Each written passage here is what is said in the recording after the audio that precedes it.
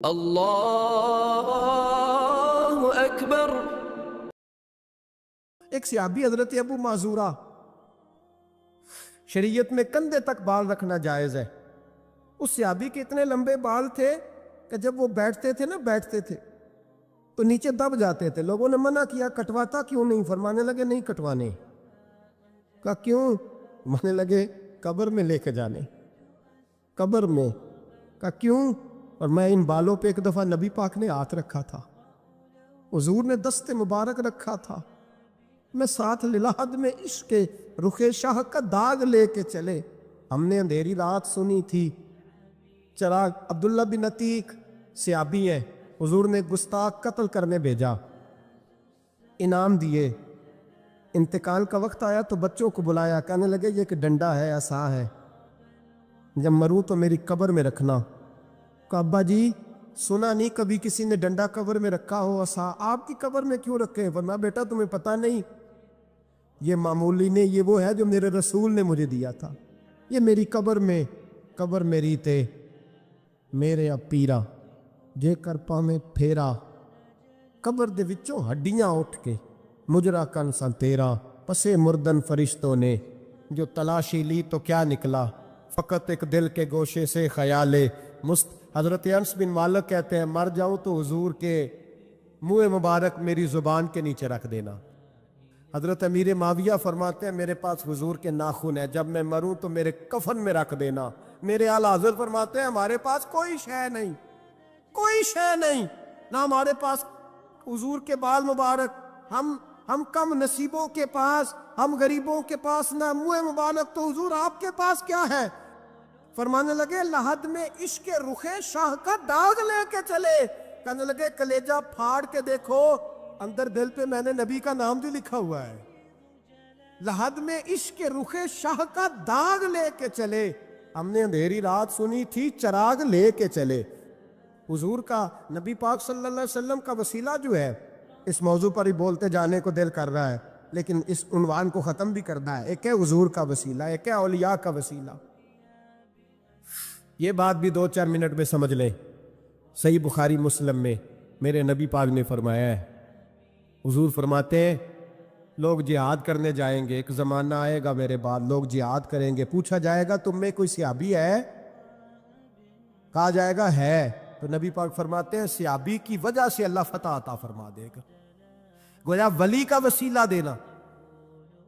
حضور فرماتے ہیں پھر لوگ جہاد کرنے جائیں گے تو پوچھا جائے گا مسلمانوں سے تم میں کوئی صحابی ہے؟ کہیں گے کوئی نہیں۔ کہا کوئی تابعی ہو صحابی کو دیکھنے والا؟ کہا جائے گا ایک ہے، تو فرمایا اس تابعی کی برکت سے اللہ فتح عطا فرما دے گا۔ نبی پاک فرماتے ہیں بخاری مسلم کے لفظ ہے، پھر پوچھا جائے گا لوگ جہاد کرنے جائیں گے کوئی صحابی ہے؟ کوئی نہیں۔ کوئی تابعی ہو؟ کوئی نہیں۔ کوئی صحابی کو دیکھنے والے کو دیکھنے والا تبع تابعی ہو؟ ایک تبع تابعی ہے، تو نبی پاک فرماتے ہیں اس کی برکت سے ہی اللہ فتح عطا فرما دے گا۔ مشکات میں، بخاری میں موجود ہے، نبی پاک فرماتے ہیں یہ جو اللہ تم پہ بارشیں برساتا ہے، تمہیں رزق دیتا ہے، یہ تمہارے ضعیف لوگوں کے وسیلے سے اللہ دیتا ہے، یہ کمزوروں کے وسیلے سے دیتا ہے۔ مشکات میں لفظ ہے، نبی پاک نے فرمایا 40 ابدال ملک کے شام میں ہوتے ہیں، جو عذاب تم سے دور رہتا ہے ان کی وجہ سے رہتا ہے، جو تم پر بارشیں برستی ہیں ان کی وجہ سے برستی ہیں۔ وہ کوئی بیٹھا ہوا مجھے دور دعا دیتا ہے، میں ڈوبتا ہوں پر سمندر اچھال دیتا ہے۔ شیخ سعدی فرمایا کرتے تھے میری زندگی میں جتنی بلائیں ٹلی ہیں میرے شیخ کے وسیلے سے ٹلی ہے، میں اس کی چھتری کے نیچے رہتا ہوں، کرم مجھ پہ برستا رہتا ہے۔ اتنی حدیثیں سنا کے ایک واقعہ سنانا تو بنتا ہے کہ نہیں بزرگوں کا؟ میں چونکہ جب عقیدے کا موضوع ہوتا ہے تو میں نیچے نہیں اترتا، میں قرآن و سنت کے عین بیچ رہتا ہوں۔ ایک بات، مرید ہو گیا محمود غزنوی حضرت ابو الحسن خرقانی کا، بیعت ہو گیا، آنے جانے لگا۔ ایک دن کہنے لگا حضور کوئی تحفہ دے دے، تو حضرت نے کرتا اتار کے دیا، کرتا دیا۔ یہ کسی کے پاس ہو تو بڑی نعمت ہوتی ہے، کسی بزرگ کا کوئی تبرک، کرتا دیا۔ فرمایا جب بہت زیادہ کوئی مسئلہ بن جائے تو کرتا سامنے رکھ کے دعا کرنا، اللہ تجھے فتح دے گا۔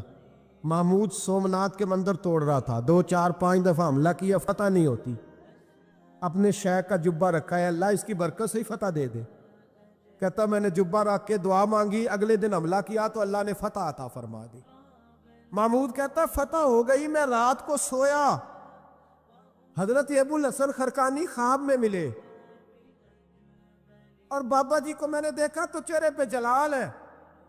میں نے کہا حضور آپ ناراض ہیں؟ کہنے لگے محمود تو نے کوئی قیمت نہیں ڈالی میرے کرتے کی. یہ جملہ آپ کو زیادہ سمجھ آئے گا. کہنے لگے تو ککھ مول نہیں پایا, کوئی قیمت نہیں ڈالی تو نے میرے کرتے کی, بس ایک فتح. کہ حضور کیا مطلب؟ فرمانے لگے یہ میرے وجود سے لگا ہوا جبہ تھا, میں وہ شخص ہوں جس نے زندگی پر وہ کام کیا جس میں اللہ رسول راضی ہے. اپنے آپ پہ پابندیاں لگا کے رکھی ہیں, رب نے اپنے فضل سے بڑا نوازا ہے.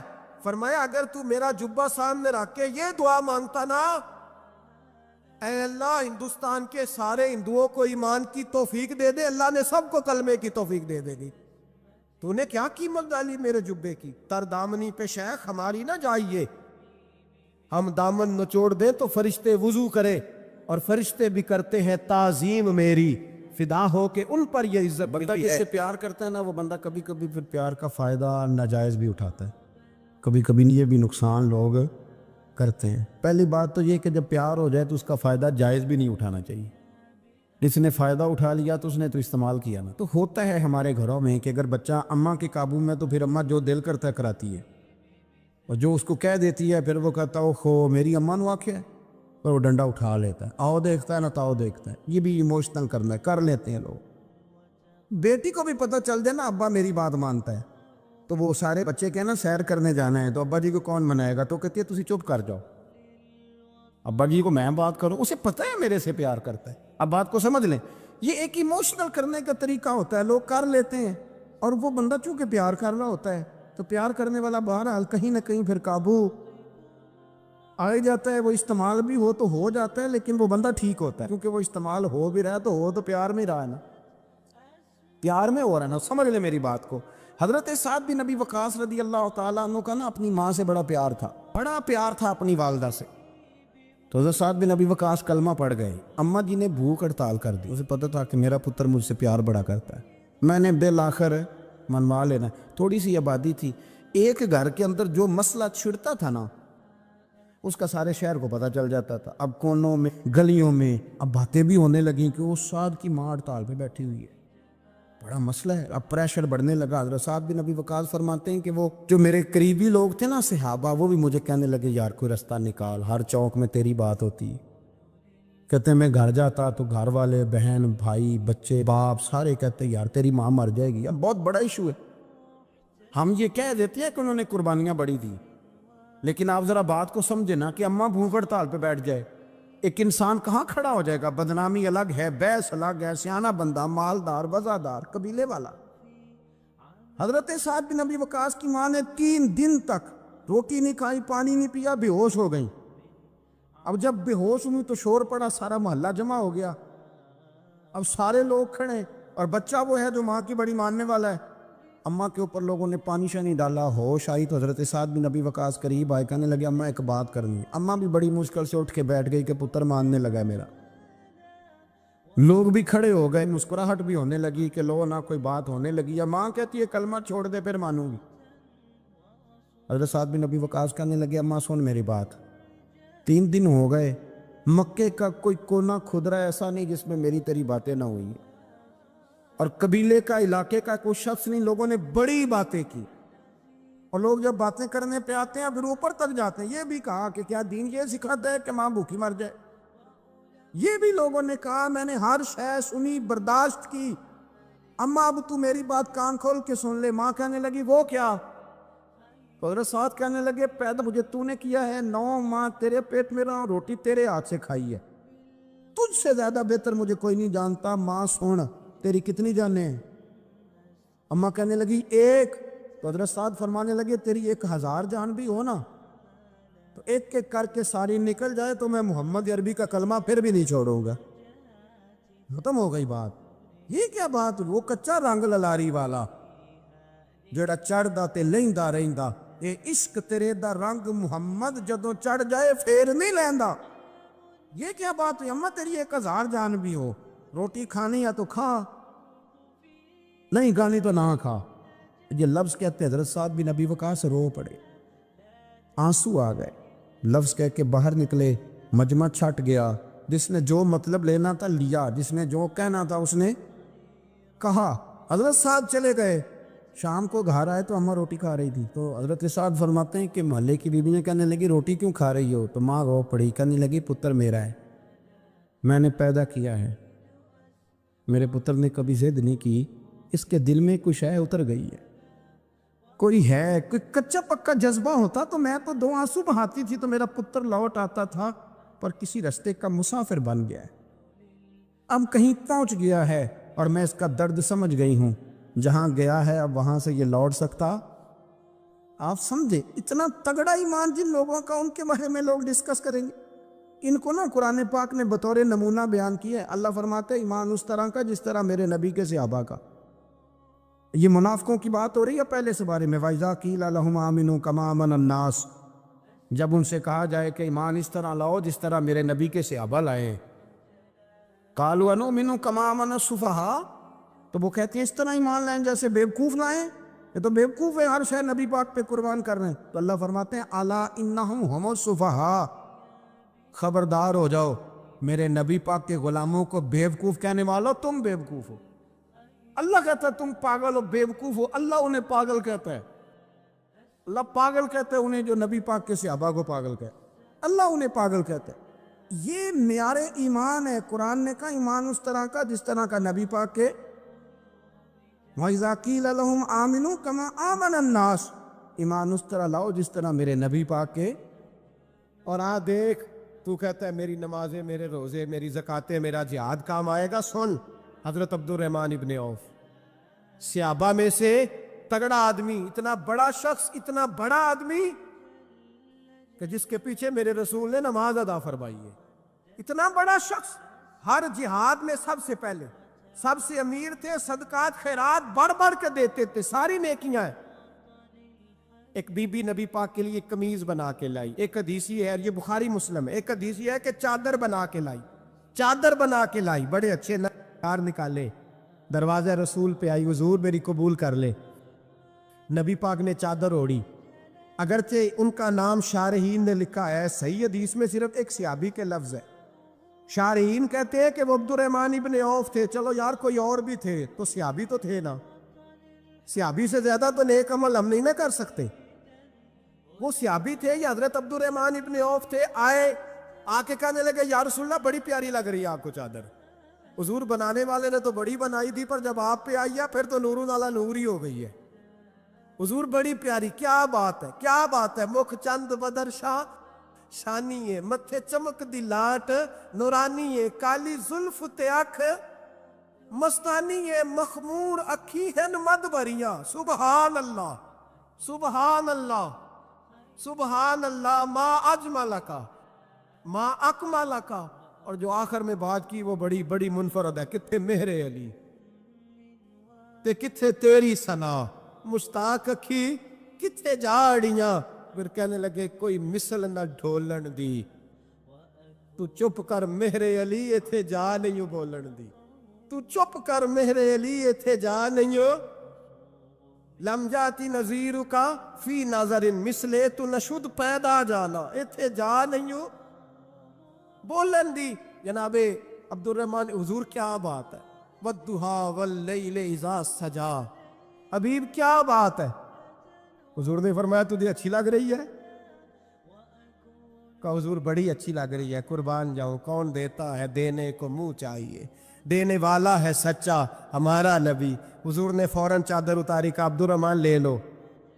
دے کے حضور چلے گئے. صحابہ گرد کٹھے ہوئے, محفل کا رنگ ہی بدل گیا. تھوڑی دیر پہلے مسکراہٹ تھی.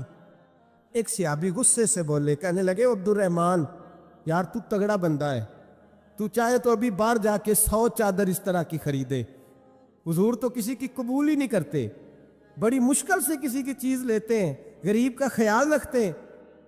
حضور نے قبول کر لی تھی تو عجیب آدمی ہے, تو نے مانگ لی, یہ خیال نہیں آیا. پہلے مسکراہٹیں تھیں جب حضور اور جناب عبد الرحمن, اب سنجیدگی آئی. اب سنجیدگی کے فوراً بعد جب سیابی نے سوال کیا تو محفل میں آنسو آ گئے. حضرت عبد الرحمن رو پڑے. نمازیں بھی ہیں، جہاد بھی ہے، پر فخر میں کسی بات پہ رو پڑے. کہنے لگے او بیلیا تیرا کیا خیال ہے، میں نے اوڑھنے کے لیے لی ہے، پہننے کے لیے لی ہے؟ فرمانے لگے نہیں، اللہ کی عزت کی قسم، میں نے تو اس لیے لی ہے جب مروں گا تو گھر والوں کو کہوں گا مجھے نبی پاک کی چادر میں کفن دینا. اٹھانا بخاری پڑھنا، حضور کی چادر میں کفن دینا. اس لیے کہ مجھے پتا ہے جب مصطفیٰ کی چادر اوڑھ کے جاؤں گا تو اللہ بے حساب ہی بخشش فرما دے گا. تو نبی پاک کے وسیلے کا قائل نہیں، یہاں چادر کی بات ہو رہی.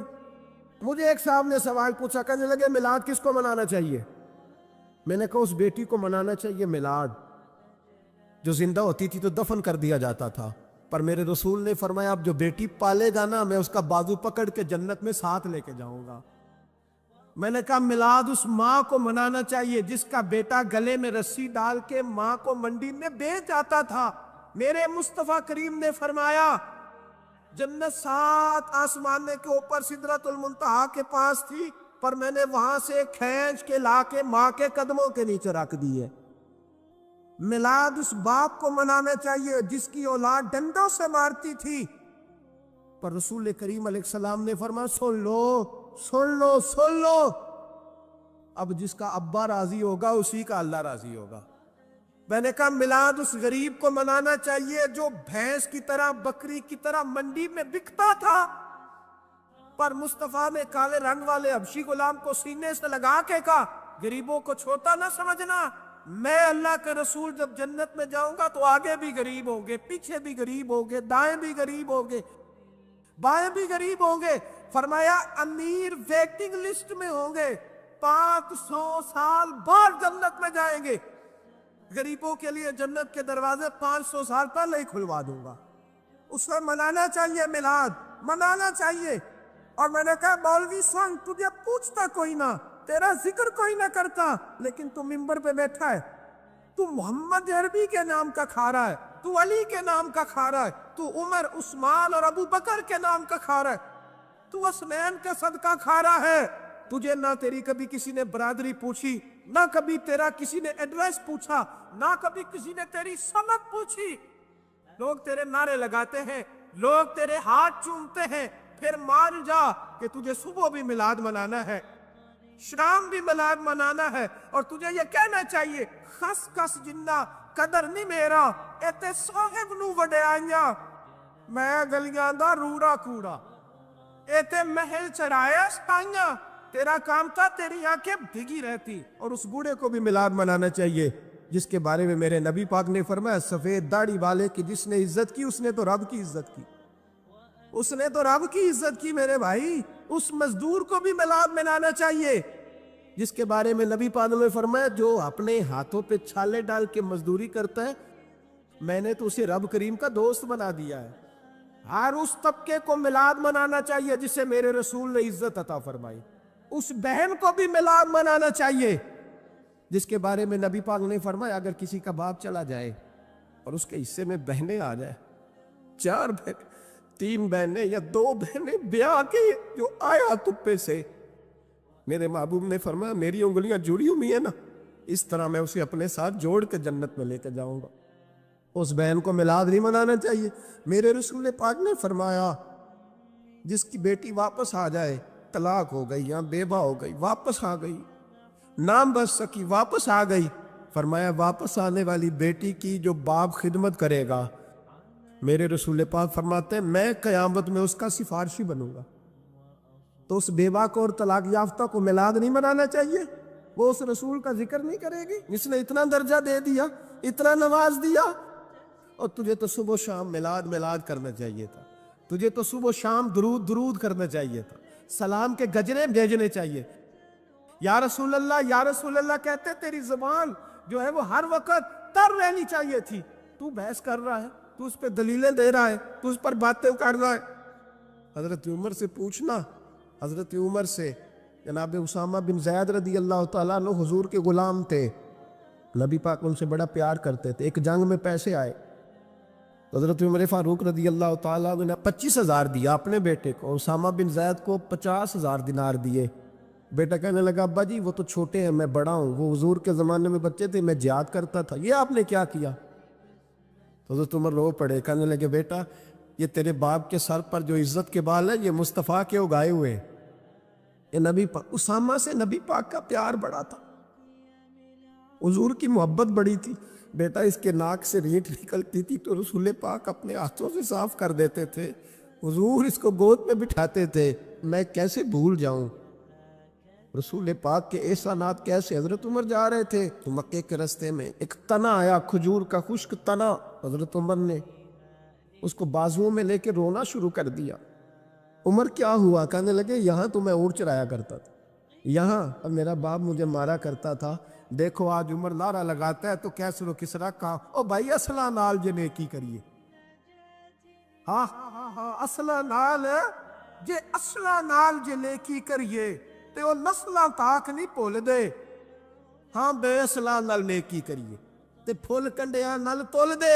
اور سن تیری دنیا بھی حضور کے صدقے بنی اور تیری قبر میں بھی کوئی ساتھ نہیں جائے گا, کوئی ساتھ نہیں جائے گا, قبر میں بھی مصطفیٰ کریم صلی اللہ ہو.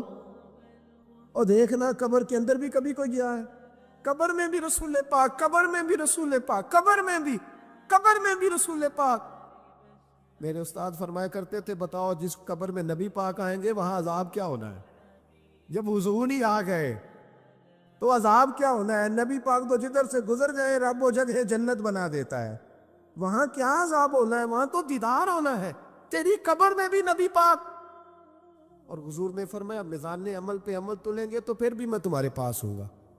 حضور علیہ السلام نے فرمایا پل صراط سے گزرو گے تو پھر بھی میں تمہارے پاس ہوں گا. اور میرے رسول پاک علیہ السلام نے فرمایا جب تم جنت میں جانے لگو گے تو پھر بھی میں تمہارے. تو بتا تیرے رسول تو ہر وقت تیرے ساتھ ہے, تو کب نبی پاک کے ساتھ ہوتا ہے؟ تو بتانا تو کب نبی پاک کے ساتھ. میں چھوٹے جلسے کا قائل ہوں, لمبی محفل میں گزارش کرتا ہوں دوستوں سے کہ لمبا جلسہ نہ کرو, لیکن ایک جگہ پہ میں گیا تو ایک بڑے پڑھے لکھے آدمی نے مجھے کہا مولانا ان کو سمجھائیں, آدھی رات تک بٹھائے رہتے ہیں, ان کو سمجھائیں.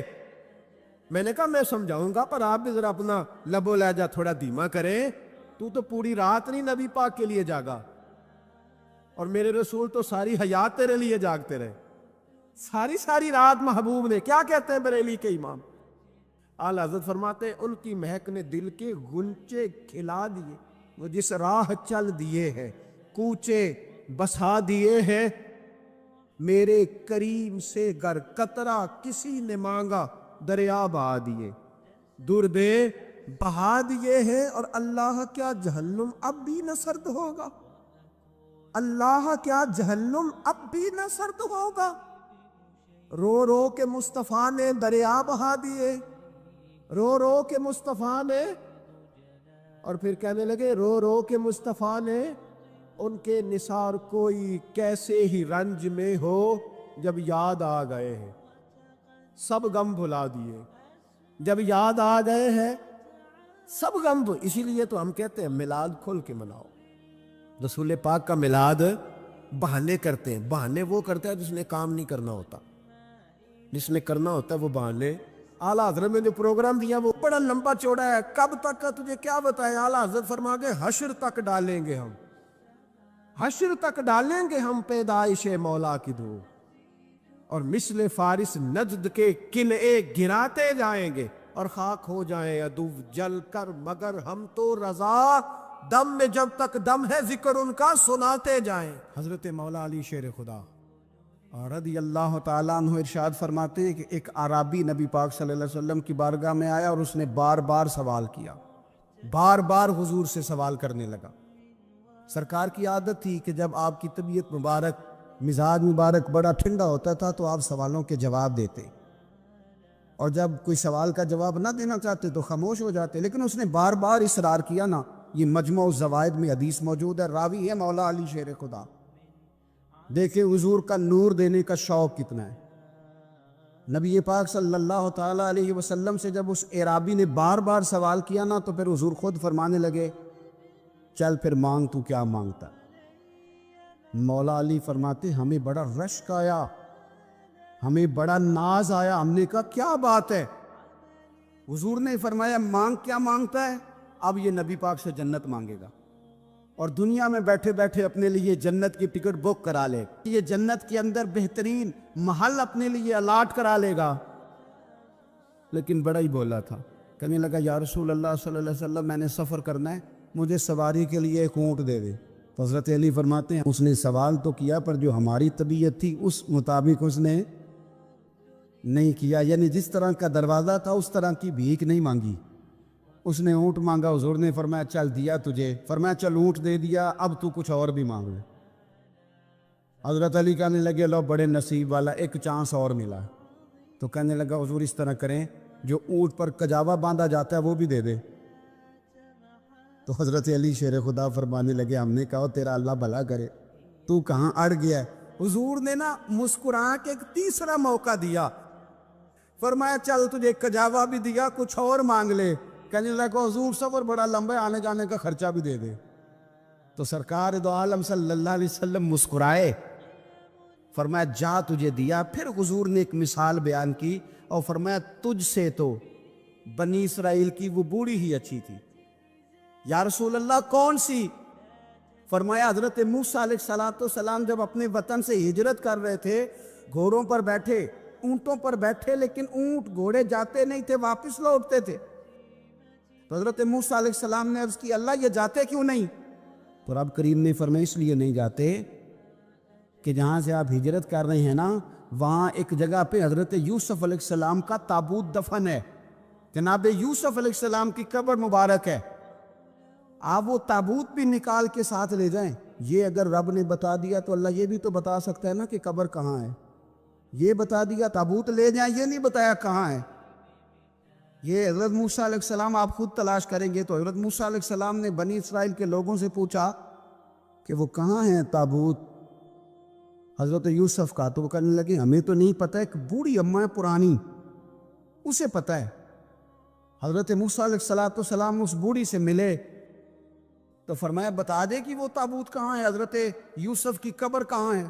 آج لوگ کہتے ہیں مزاروں پہ نہیں جانا چاہیے، تو پڑھو نا یہ حدیث کھول کے، نبی پاک صلی اللہ تعالیٰ علیہ وآلہ وسلم فرماتے ہیں کہ دیکھو قبر کا رستہ، مزار کا رستہ بتانے کا وہ عورت قیمت مانگ رہی ہے۔ حضرت موسیٰ کی ملاقات ہوئی تو آپ نے فرمایا امت میں پتہ ہے جناب یوسف کا مزار کہاں ہے، قبر کہاں ہے؟ کہنے لگی پتہ ہے۔ آپ نے فرمایا بتا دے۔ کہنے لگی مفت کیسے بتا دوں، ابھی تو لوگوں کو مزاروں میں جانے کی دلیل نہیں مل رہی، اور یہاں وہ بوڑھی کہتی ہے اور بیان کر رہے ہیں میرے نبی پاک صلی اللہ علیہ وسلم، اور بوڑھی کہنے لگی مفت نہیں بتاؤں گی۔ تو حضرت موسیٰ فرمانے لگے قیمت لے لے۔ کہنے لگی بالکل آپ قیمت دیں گے تو بتاؤں گی۔ فرمایا قیمت کیا ہے؟ کہنے لگی قیمت یہ ہے کہ جنت میں مجھے بھی اس محلے میں مکان چاہیے جس میں حضرت موسیٰ علیہ السلام کا مکان ہو، اس محلے میں مجھے بھی مکان چاہیے، اسی درجے میں آپ کے ساتھ۔ تو حضرت موسیٰ فرمانے لگے اماں چل تو جنت کا مکان مانگ، تو نے تو بہت بڑی سوسائٹی بھی پلاٹ مانگ لی ہے، وہ تو بڑا اونچا معاملہ ہے، وہاں تو انبیاء اور رسول ہوں گے، تو دور پہنچ گئی ہے، جنت مل جائے گی پر موسیٰ کا ساتھ۔ تو کہنے لگے جاؤ پھر میں بھی نہیں ایڈریس بتاتی، پتہ تو میرے پاس ہی ہے نا، اور کسی کو ہے پتہ؟ تو حضور فرمانے لگے تجھ سے تو وہ بوڑھی اچھی تھی۔ جب وہ بی بی اڑ گئی کہنے لگی نہیں بتاتی، تو حضرت موسیٰ علیہ السلام عرض کرنے لگے مالک آپ کیا کرنا ہے؟ تو رب کریم نے فرمایا موسیٰ جنت میں اپنے پڑوس والے مکان کا وعدہ آپ کر لے اور بوڑھی کو وہ مکان عطا میں کر دوں گا۔ آپ وہ مکان کا وعدہ کر لیں، دے دیں۔ حضرت موسیٰ نے وعدہ کیا، پھر بی بی نے پتہ بتایا حضرت یوسف کے مزار کا، اور پھر وہاں سے حضرت یوسف کا تابوت نکال کے لے گئے۔ حضور فرمانے لگے اور بولے تو نے کیا مانگا؟ اونٹ، کجاوا، خرچہ؟ او کاش میں نے تجھے کہا تھا تو نے کچھ مانگا ہوتا۔ میرے رسول پاک اپنی امت کی توجہ دلاتے ہیں، حضور فرماتے ہیں تمہارے نبی کے پاس بڑا کچھ ہے، آؤ آؤ مانگ لو، اب تنگی داماں پہ نہ جا، اور بھی کچھ مانگ ہے، آج وہ مائل بات آ، اور بھی کچھ مانگ، نہ بیس میں الجھ آ، طلب کر مانگ۔ مانگا پھر بریلی کے امام نے، کہنے لگے ماہ مدینہ اپنی تجلی عطا کریں، یہ ڈھلتی چاندنی تو پہر دو پہر کی ہے، یہ جو حضور سے ہم پیار کرتے ہیں نا، اور یہ جو نبی پاک سے ہمیں محبت کرنی چاہیے، یہ صرف شرعی ضرورت نہیں، شرعی ضرورت تو ہے ہی نا، کہ حضور نے فرمایا تم اتنی دیر تک مومن نہیں بنو گے جتنی دیر تک ہر چیز سے بڑھ کر مجھ سے پیار نہ کرو۔ یہ شرعی ضرورت تو ہے ہی، لیکن نبی پاک سے محبت کرنا یہ ہماری عقلی ضرورت بھی ہے۔